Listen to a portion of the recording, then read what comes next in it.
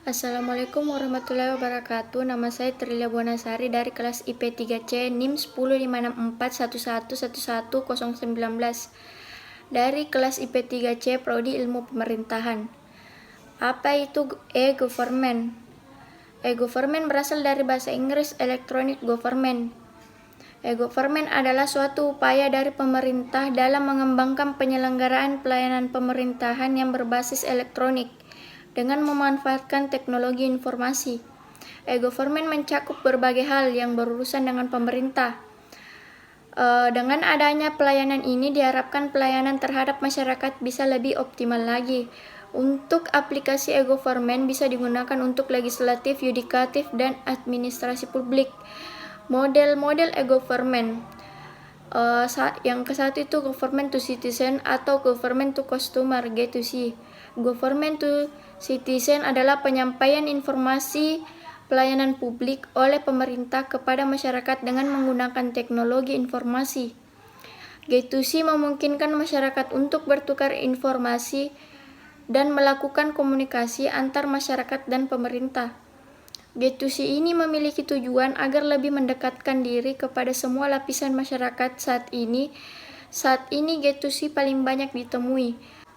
Sistem seperti sistem pajak online, layanan kesehatan, website pencari kerja di Snaker, penerbitan dokumen pribadi, KTP, akte, KK, paspor, dan lain-lain. Government to employee G2E tidak hanya kepada para masyarakat saja, government juga melayani lebih spesifik kepada para pegawai atau karyawan. Tujuannya agar memberikan pelayanan dan kenyamanan terhadap para pegawai dan karyawan. BPJS Kesehatan. Aplikasi BPJS Kesehatan ini menjadi asuransi yang dimiliki oleh setiap pekerja di Indonesia. Setiap bulan anggota dimintai iuran dengan nominal tertentu. Tujuannya jika ada pegawai atau karyawan sakit sudah tidak perlu lagi membayar biaya rumah sakit. Semua sudah di-cover dengan BPJS Kesehatan. Jadi untuk jaminan kesehatan para pegawai atau karyawan beserta keluarganya sudah aman.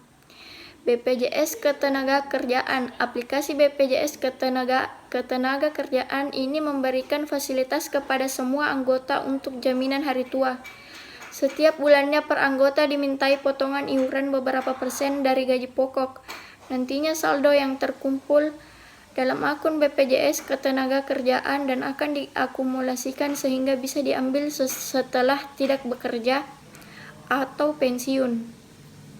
Government to business G2B. Model e-government yang ketiga adalah government to business.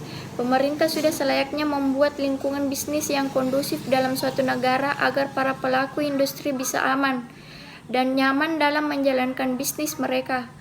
Para pelaku bisnis akan banyak berinteraksi dengan pemerintahan. Untuk itu perlu dibuat hubungan yang baik antar keduanya. Contoh penerapan government to business di Indonesia saat ini seperti pajak perseroan, pengurusan pendaftaran perusahaan, peraturan pemerintahan, hak paten merek dagang, izin usaha, dan lain sebagainya. Government to government G2G. Terakhir, model e-government yang keempat adalah government to government. Komunikasi dan pertukaran informasi yang dilakukan antar departemen atau lembaga pemerintahan satu sama lainnya. Kelebihan e-government yaitu untuk memperbaiki kualitas layanan dari pemerintah kepada semua pihak yang membutuhkan hubungan dengan pemerintahan. Dengan adanya e-government diharapkan pelayanan bisa lebih efektif dan efisien, meningkatkan transparansi, kontrol, dan akuntabilitas pada penyelenggara negara dalam rangka menerapkan pemerintahan yang bersih, bebas dari tindak pidana korupsi dan tindak sejenisnya, mengurangi biaya administrasi, relasi, dan interaksi yang dikeluarkan untuk pengurusan berbagai hal yang ada kaitannya dengan pemerintahan. Pelayanan servis kepada masyarakat bisa online tanpa harus menunggu jam buka kantor. Hubungan pemerintahan dengan masyarakat, pekerja, dan pelaku bisnis bisa lebih baik dengan adanya transparansi. Pelayanan pemerintahan bisa lebih efisien, mewujudkan good corporate governance. kekurangan e-government yaitu berikut adalah kekurangan e-government seperti budaya berbagai informasi dalam pemerintahan masih jarang. Banyak para oknum yang memanfaatkan kesempatan dengan mempersulit dalam mendapatkan informasi. Budaya mendokumentasikan belum lazim dilakukan oleh aparat pemerintahan.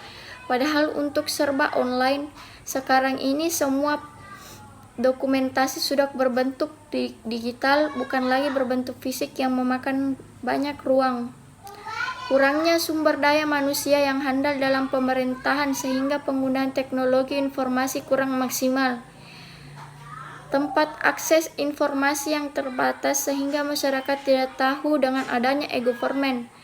Masih mahalnya biaya untuk membangun infrastruktur online. Demikianlah penjelasan singkat saya mengenai e-government. Mohon maaf bila ada salah kata. Assalamualaikum warahmatullahi wabarakatuh.